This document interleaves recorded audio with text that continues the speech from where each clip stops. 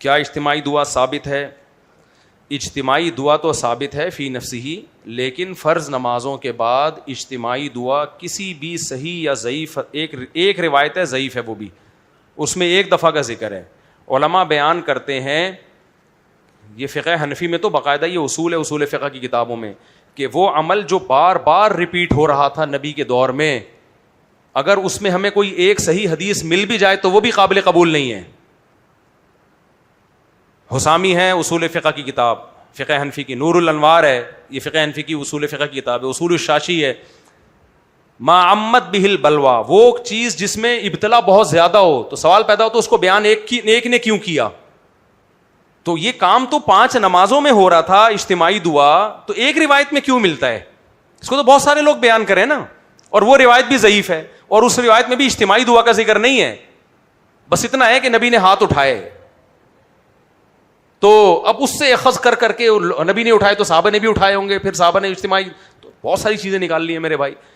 اور جو فقہ حنفی کو فالو کرتے ہیں ان کو تو ویسے بھی چاہیے کہ ہم قرآن و سنت کی وہ تشریح کو فالو کرتے ہیں جو امام ابو حنیفہ سے منقول ہے. یعنی قرآن و حدیث کی تشریح میں جب اختلاف ہوگا تو ہم چاروں ائمہ کو برحق سمجھتے ہیں، لیکن عمل کے طور پر پریکٹیکلی فالو کس کو کرتے ہیں؟ فقہ حنفی کو. یہی مطلب ہوتا ہے نا حنفی ہونے کا.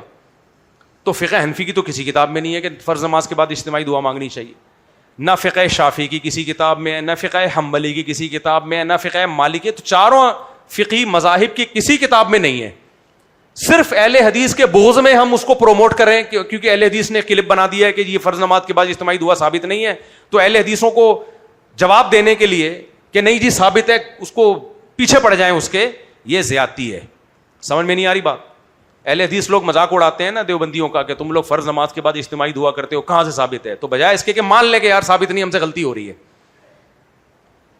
بہت مشکل ہے سمجھانا، دوبارہ سے انگلش میں سمجھاتا ہوں. یہ ہمارے مناظروں میں آیا کہاں سے فرض نماز کے بعد اجتماعی دعا کی حمایت میں؟ یہ اہل حدیثوں نے جب مخالفت کی نا، اہل حدیثوں نے مذاق اڑانا شروع کیا، بھائی تم لوگ فرض نماز کے بعد اجتماعی دعائیں مانگتے ہو، یہ کہاں سے ثابت ہے؟ کہاں ہیں؟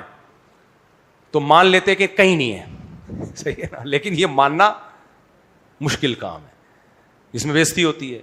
حالانکہ ہم کوئی دودھ کے دھلے ہوئے تھوڑی ہیں، فرشتے تھوڑی ہیں. مان لینا اچھا ہے یار، ہم سے بھی غلطی ہو جاتی، ہو گئی بھائی، ایک چیز ہندوستان میں رائج ہو گئی، اب اس کو ختم کرنا بہت مشکل تھا. اس لیے مفتی شفیع صاحب رحمہ اللہ نے اس پہ پورا رسالہ لکھا ہے. مفتی اعظم پاکستان جو تھے حضرت مفتی تقی صاحب کے والد، انہوں نے پورا رسالہ لکھا کہ کہیں ثابت نہیں ہے، لیکن یہ بھی لکھا کہ بھائی فتنے کا خطرہ ہے، فتنہ بہت ہوگا نا، ایک دم سے ایک چیز چھوڑ دی جائے تو فتنہ ہوگا، اس لیے آرام سے ختم کیا جائے اس کو، اور جن مسجدوں میں ہو رہی ہے فی الحال اس کو کنٹینیو کیا جائے. یہ بالکل بیلنس بات تھی، لیکن مانا انہوں نے کہ ثابت نہیں ہے. تو یہ ہمارے اکابر کا طریقہ تھا کہ ایک چیز نہیں ہے تو مان لیا جائے. لیکن جو مناظر ہوتے ہیں نا، مناظر، اس کا تو کام ہے سامنے والے کو نیچا دکھانا. تو وہ جب اہل حدیث کہہ دے گا کہ یہ ثابت نہیں ہے تو بس پھر اہل حدیثوں کو نیچا دکھانے کے لیے کہ نہیں ثابت ہے، یہ پھر زیادتی ہے. یہ کیا ہے؟ یہ فرض کر لیا گیا ہے کہ اہل حدیث کے منہ سے کبھی کوئی صحیح بات نکل نہیں سکتی. یہ غلط ہے. اس کی ایک اور آسان مثال دوں، بس وہ بات کر کے پھر آپ لوگ کو. اہل حدیث لوگ یہ کہتے ہیں کہ اللہ تعالیٰ عرش پر ہے. ویسے یہ ٹاپک چھیڑنا چاہیے نہیں، اللہ معاف فرمائے، غلطی سے چھڑ گیا، ابھی چھڑ گیا تو میں کر لیتا ہوں. یہ دوبارہ یہ بحثیں، نبی نے اس طرح کی بحثوں سے بہت سختی سے منع کیا. یہ اللہ تعالیٰ کے بارے میں نا. اب کیا ہوا، میرے پاس ایک شخص قطر سے کسی ہمارے دوست کا فون آیا کہ وہ اہل حدیث تو گمراہ ہو گئے ہیں. میں نے کہا کیوں گمراہ؟ کہہ رہے ہیں وہ کہتے ہیں اللہ تعالیٰ عرش پر ہے، حالانکہ اللہ تو ہر جگہ موجود ہے. تو میں نے کہا اس میں گمراہی والی کوئی بات نہیں، کیونکہ اللہ بھی قرآن میں کیا کہہ رہے ہیں، میں کہاں ہوں؟ الرحمن علی العرش استویٰ، اللہ خود کہہ رہے ہیں میں کہاں ہوں. تو اہل حدیث اس مسئلے میں گمراہ کیسے ہو گئے؟ تو کہہ رہے اس کا تو مطلب ہے نا، اس کا مطلب جو بھی، میں نے کہا جو بھی مطلب ہے اللہ نے وہ مطلب بیان کیا. اللہ نے اتنا کہا کہ اللہ عرش پر ہے، مطلب تم خود ہی تلاش کرتے رہو. تو ہم بھی جب یہ کہہ دیں کہ اللہ عرش پر ہے، مطلب کہ ایسی کی تیسی منہ سے ہم نے جب یہ لفظ بول دیا تو گمراہ کیسے ہو گئے؟ نہیں حضرت آپ تو مجھے لگتا ہے غیر مقلد ہو گئے ہیں، آپ تو یہ ہو گئے ہیں، آپ تو فلانا ہو گئے ہیں، آپ تو ہمارے وہ تھے نا استاد تھے حنفی ہیں بڑے پکے. تو لیکن ایک علماء تو محقق ہوتے ہیں نا، فقہ حنفی کو کے ہونے کے ساتھ ساتھ محقق بھی ہوتے ہیں وہ. تو وہ کسی نے کہا آپ اہل حدیث سے بڑے متاثر، انہوں نے کہا میں حدیث سے متاثر ہوں، اہل حدیث سے متاثر نہیں ہوں. لیکن حدیث ہے تو بھائی ہم بھی قرآن اور حدیث سے متاثر ہیں. تو قرآن میں اللہ نے جگہ جگہ یہ کہا ہے رحمان کہاں ہے؟ عرش پر ہے. پھر حدیث کے صاف الفاظ ہیں, ایک باندی نبی کے پاس آئی, نبی نے اسے چیک کرنے کے لیے کہ مسلم ہے یا غیر مسلم, نبی نے اس سے پوچھا این اللہ, اللہ کہاں ہے؟ باندی نے ایسے انگلی سے اشارہ کیا آسمان کی طرف اور کہا فی السماء, آسمان میں. نبی نے فرمایا اعتقھا, اس کو آزاد کر دو, فانھا مؤمنۃ, یہ مومن ہے. تو میں نے کہا وہ باندی تو آپ کے رائے کے مطابق گمراہ تھی, اس نے صرف اتنا نہیں کہا اللہ اوپر ہے بلکہ انگلی سے اشارہ بھی کیا. میں نے کہا میرے بھائی پبلک کو وہی دین بتاؤ جو آسان ہو, زیادہ ٹیکنیکل بات. اشاعرہ ماتریدیہ کیا کہتے ہیں؟ سر آنکھوں پہ یہ سب بڑے بڑے علماء تھے, یہ بحثیں علماء کے لیے ٹھیک ہیں, یہ سب اکابر تھے, بزرگ تھے, ان کے عقائد درست ہیں اپنی جگہ. یہ سب کس کے؟ یہ علماء ہیں بڑے بڑے, اور بڑے بڑے علماء, کوئی اشاعرہ میں گزرے, کوئی ماتریدیہ میں گزرے. یہ بحثیں علماء کے لیے چھوڑ دو, عوام کے لیے اللہ کو انہی الفاظ سے یاد کیا جائے گا جن الفاظ سے اللہ نے اپنی حمد و ثنا کی ہے قرآن و سنت میں. سمجھ میں آ رہی ہے بات؟ اللہ نے جب اپنی حمد و ثنا کی, اللہ نے کہا الرحمن علی العرش استوى, رحمان کہاں ہے؟ عرش پر ہے. ہم جب اللہ کی تعریف کہیں گے اے عرش کے مالک, اے عرش والے, اور انگلی کہاں اٹھائیں گے؟ بولو. باقی ٹیکنیکل باریکیاں ماتریدی نے اس کے مطلب اب علماء کے لیے چھوڑ دو. غلط کسی کو نہ کہو, برا کسی کا نہ کہو. چاروں سب طرف سلفیوں میں بھی بڑے بڑے علامے ہیں, اشاعرہ میں بھی بڑے بڑے بزرگ علامے گزرے ہیں, ماتریدیہ میں بھی بڑے بڑے علامے گزرے ہیں. ہمارا یہ منہ نہیں ہے کہ ہم کسی عالم کا نام لے کے رد کریں, سب بڑے بڑے لوگ ہیں. عوام کیا کرے گی؟ عوام کہے گی جو اللہ نے اپنے لیے جو الفاظ استعمال کیے ہم بھی وہی الفاظ استعمال کریں گے. سمجھ میں آ رہی ہے بات؟ اچھا, یہاں ایک سوال پیدا ہوتا ہے. یہاں لوگ کہتے ہیں مفتی صاحب آدھی باتیں بیان کرتے ہیں آدھی پی جاتے ہیں, تبھی ہم کہتے ہیں یہ غیر مقلد ہیں. قرآن میں جہاں یہ ہے کہ اللہ عرش پر ہے, قرآن میں وہاں یہ بھی تو ہے وَهُوَ مَعَكُمْ أَيْنَمَا كُنْتُمْ, تم جہاں بھی ہو وہاں تمہارے ساتھ کون ہے؟ اللہ ہے. قرآن میں یہ بھی تو ہے نا, تم جہاں بھی ہو تمہارے ساتھ کون ہے؟ اللہ ہے. بھائی دیکھو, کسی بھی زبان میں اس زبان کے جو محاورے اور مفہوم ہیں ان کو پیش نظر رکھ کے اس کا ترجمہ کیا جاتا ہے. اردو میں, انگلش میں, عربی میں, ہر زبان میں. میں جب آپ کو کہیں بھیج رہا ہوں اور آپ گھبرا رہے ہو, میں کیا کہوں گا؟ یار تم جہاں بھی ہو میں تمہارے ساتھ ہوں. یہاں علم اور قدرت کے لحاظ سے میت مراد ہوتی ہے کہ میں تمہیں دیکھ بھی رہا ہوں اور تمہاری مدد کی قدرت بھی رکھتا ہوں, غافل نہیں ہوں. اس کی مثال ہے جیسے موسیٰ علیہ السلام اور ہارون علیہ السلام فرعون کے محل میں جاتے ہوئے گھبرا رہے تھے کہ اللہ وہ تو قتل کر دے گا ہمیں, تو اللہ نے فرمایا لا تخافا, اے موسیٰ ہارون ڈرو نہیں, اننی معکما, میں تم دونوں کے ساتھ ہوں. کیا مطلب؟ اسمع و ارا, اللہ نے خود ہی مطلب بیان کر دیا, سن بھی رہا ہوں دیکھ بھی رہا ہوں. یعنی میرا علم کامل ہے, ہر چیز کا مجھے پتا ہے, اور قدرت کامل ہونے کا تو تمہیں ویسے ہی معلوم ہے. یہاں ساتھ کا مطلب اللہ کی مدد ساتھ ہے, اللہ کا علم ہمارے ساتھ ہے. تو اللہ علم اور قدرت کے لحاظ سے ہر جگہ موجود ہے. لیکن جب اللہ سے پوچھا جائے گا, اللہ کے بارے میں پوچھا جائے گا کہاں ہے, تو ہم وہی الفاظ کہیں گے جو اللہ کے رسول نے ہمیں بتائے اور قرآن نے ہمیں بتائے. یہاں بھی ایک اور اشکال پیدا ہوتا ہے. ایک اشکال یہ ہوتا ہے کہ قرآن میں یہ آتا ہے, حدیث میں تو آتا ہے کہ جب باندی سے پوچھا گیا اللہ کہاں ہے, تو باندی نے کہا فی السما, آسمانوں میں. فی کا لفظ استعمال کیا نا, حالانکہ اس کو علی السما کہنا چاہیے تھا, آسمانوں پر, اوپر, عرش پر. کچھ لوگ یہاں بھی ٹیکنیکل پوائنٹ نکالتے ہیں کہ دیکھو یہ ترجمہ بھی صحیح نہیں کر رہے.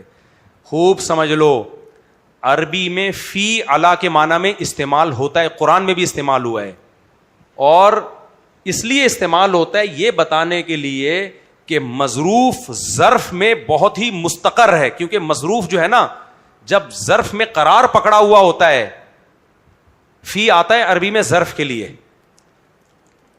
ایسے نہیں, آسان کر کے سمجھاؤں گا. دیکھو, فی کا اردو میں ترجمہ ہے میں. ہم جب کہتے ہیں یہ چیز اس میں ہے, تو مطلب کیا ہوتا ہے کہ اس چیز میں اس چیز کو قرار حاصل ہے, یہ ہل نہیں سکتی, بہت مضبوط قرار حاصل ہے اس کو, اتنا مضبوط قرار ہے. تو یہاں فی علا کے معنی میں یہ بتانے کے لیے ہے کہ یہ ہے تو پر ہی, لیکن ایسا استقرار ہے کہ وہ بہت مضبوط قرار ہے اس کو وہاں پہ, کیونکہ اللہ کا عرش پہ کنٹرول ہے, بہت طاقت ہے اللہ کی, تو ایسا قرار ہے اللہ کو. تو یہ بتانے کے لیے علا کے بجائے فی کا لفظ استعمال کیا. اس کی مثال قرآن میں ہے کہ فرعون نے جادوگروں کو دھمکی دی تھی اور کہا تھا لَأُصَلِّبَنَّكُمْ فِي جُذُوعِ النَّخْلِ، میں تمہیں سولی پہ کھجور کے تنوں میں لٹکا دوں گا. حالانکہ تنوں میں نہیں لٹکایا جا رہا تھا، تنوں پہ لٹکایا جا رہا تھا. یہاں بھی ہے لَأُصَلِّبَنَّكُمْ عَلَى جُذُوعِ النَّخْلِ، علا کے بجائے فی کا لفظ اس لیے استعمال کیا یہ بتانے کے لیے کہ ایسا قرار ہوگا نا کہ ہل نہیں سکو گے کھجور کے تنوں سے، ایسا لگے گا جیسے تنوں کے اندر ہو. تو ہمیں قرآن میں اس کی مثال ملتی ہے کہ فی علا کے معنی میں استعمال ہوا ہے. تو باندی نے جب کہا نا فی السماء، آسمانوں میں، مطلب آسمانوں میں نہیں ہے، آسمانوں پر ہے، عرش پر ہے. اس کی کیفیت ہمیں معلوم نہیں ہے، اس میں بحث کی ہمیں اجازت نہیں ہے. اب اجازت نہیں ہے تو میں نے کیوں بحث کر لی؟ پھر سوال پیدا ہوتا ہے. تو سوال یہ اس لیے پیدا ہوتا ہے کہ یہ بحث اچھالی جاتی ہے. کل بھی کسی نے اس طرح کی بحث اچھالی ہے، تو مت اچھالو ایسی بحثیں جس کا جو نظریہ ہے وہ رکھے. لیکن اگر کوئی اہل حدیث یہ بول دیتا ہے اللہ عرش پر ہیں، تو دیوبندی لوگ جذباتی ہونے کی کوشش نہ کریں، اس کو دیوبندیت کا مسئلہ نہ بنائیں، اس کو نیچا دکھانے کی کوشش نہ کریں. بہتر ہے حق کو مان لیا جائے تمیز سے. تو عوام کے لیے باقی کسی بزرگ کو اشاعرہ، ماتوریدیہ، یہ سارے بڑے بڑے علامے تھے، بزرگان دین تھے، ان کو ہم گمراہ نہیں کہہ سکتے. ہم کہہ رہے ہیں وہ علماء کے لیے. کس کے لیے وہ بحثیں؟ علماء کے لیے. علماء کو پڑھنے دو، مدارس میں بحث کرنے دو. عوام کے لیے جو اللہ کی طرف سے پیکیج ہے وہ وہی پیکیج ہے. قرآن و حدیث کی ظاہری نصوص ہیں. اللہ کہاں ہے؟ عرش پر ہے. کیسے ہے ہمیں نہیں پتا بھائی. دیکھو اس کو کہتے ہیں تشبیہ اور تعطیل سے بچنا. جو اللہ نے اپنے لیے صفات استعمال کی ہیں ان کی نفی بھی مت کرو اور ان کو مخلوق کے مشابہ بھی قرار مت دو. اللہ اپنے بارے میں کہتا ہے میں محبت کرتا ہوں، ہم مان لیں گے محبت کرتا ہے. اب سوال پیدا ہوتا ہے محبت تو دل کے نرم ہونے کا نام ہے. تو کچھ لوگوں نے اس میں تعویلات کی ہیں، محبت کا مطلب یہ ہے، رحمت کا مطلب. بھائی وہ علماء کے لیے بحث ہے، وہ مطلب علماء کو بیان کرنے دو. اللہ جب کہتا ہے میں محبت کرتا ہوں، میں رحمت کرتا ہوں، کیا مطلب ہے وہ علماء جانے. ہم یہی کہیں گے اللہ محبت بھی کرتا ہے، اللہ رحم بھی کرتا ہے، اپنے بندوں پہ رحم بھی کھاتا ہے. حالانکہ رحم تو دل کی نرمی کا نام ہے نا، اثر قبول کرنے کا نام ہے. بھائی ہمیں نہیں پتا. اللہ مہربان بھی ہے، رحمت اس کو ترس بھی آتا ہے بندوں پہ، غضب بھی کرتا ہے. ان ربی قد غضب اليوم غضبا لم يغضب قبله مثله ولن يغضب بعده مثله. حدیث میں آتا ہے قیامت کے دن نافرمانوں کو اتنا غصہ ہوگا، اللہ کو نافرمانوں پر اتنا غصہ ہوگا کہ نبی فرمائیں گے کہ میرا رب ایسا غضبناک ہوا ہے کہ اس سے پہلے بھی کبھی نہیں ہوا، اس کے بعد بھی کبھی نہیں ہوا. اب یہاں سوال پیدا ہوتا ہے بھائی غصہ تو ایک جذباتی کیفیت کا نام ہے، تو کیا معاذ اللہ اللہ پہ یہ کیفیات آتی ہیں؟ تو اب علماء نے اشاعرہ ماتوریدیہ میں ایک بحث چلی ہے. یہاں مطلب یہ ہے بھائی وہ ان کو کرنے دو، علماء لوگ ہیں. ہمارا کام کیا ہے عوام کا؟ کسی کو برا نہ کہیں. ہم یہ کہیں بھائی اللہ کو غضب آتا ہے، کما ہوا لائقم بشانہ، اس کا غضب ہمارے جیسا نہیں ہے، وہ اس کی شان کے مطابق ہے، ہم اس کو بندوں پہ قیاس نہیں کر سکتے. یہ اسلم ہے، یہ عقیدہ آسان ہے، اس پہ اشکالات کم ہوتے ہیں، اس میں نجات کے چانسز زیادہ ہیں. اللہ پوچھے گا تم نے مجھے کہہ دیا کہ مجھے غضب آتا ہے، ہم کہیں گے اللہ ہم نے نہیں کہا، تو نے خود کہا ہے. یہ سمجھ میں آ رہی بات؟ تیرے نبی نے کہا ہے تیرے بارے میں. تو اللہ کہے گا پھر اس کا مطلب کیا ہے؟ اللہ تیرے نبی نے ہمیں مطلب نہیں بتایا، بس ہمیں بتایا کہ اللہ کو غصہ آتا ہے. تو ہم نے بھی یہی عقیدہ رکھا. جب ہم سے پوچھا گیا کہ اللہ کو غضب آتا ہے، ہم نے کہا ہاں آتا ہے. ہم سے جب پوچھا گیا اللہ محبت کرتا ہے، ہاں کرتا ہے. اللہ کسی پہ ترس کھاتا ہے، رحم آتا ہے، ہاں آتا ہے. کیا مطلب تھا ہمیں نہیں بتایا گیا. ہمیں یہ بتایا گیا لیس کمثلہ شیء، تیرے جیسا کوئی بھی نہیں ہے، لہذا تجھ پہ کسی کو قیاس ہو، تیری صفات پر کسی کو قیاس، تجھے قیاس نہیں کیا جا سکتا. تو یہ آسان ہے. اسلم کا مطلب اس میں نجات، بچنے کے چانسز زیادہ ہیں. تو اس لیے زیادہ ان بکھیڑوں میں نہیں پڑا کرو. اور مناظر لوگ جو ہوتے ہیں ان کا تو کام ہوتا ہے سامنے والے کو نیچا دکھانا، ان کا کام حق بیان کرنا نہیں ہوتا. اور مفتیان کرام سے دین پوچھا کرو جو باقاعدہ اداروں سے فارغ ہوں. تو میں جو بات کر رہا ہوں یہ علماء دیوبند کی بھی جو بھی صحیح علماء ہیں نا، جو علماء دیوبند میں جو مدارس میں افتاء کا کام کر رہے ہیں، باقاعدہ پڑھے لکھے ہیں، وہ ان کی بھی یہی رائے ہے. میں نے کوئی الگ رائے قائم نہیں کی ہے.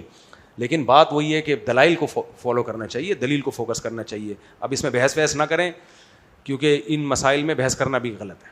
خود کر لی، اب بول رہے ہیں ہمیں بولنے کو نہیں کرو. ہمارے مسلمانوں ہاں تو بات تو اجتماعی دعا کی پوچھی گئی تھی، وہ تو کمپلیٹ کر دوں. تو فقہ حنفی کی کسی کتاب میں بھی نہیں لکھا ہوا، بلکہ اس کے خلاف لکھا ہوا ہے.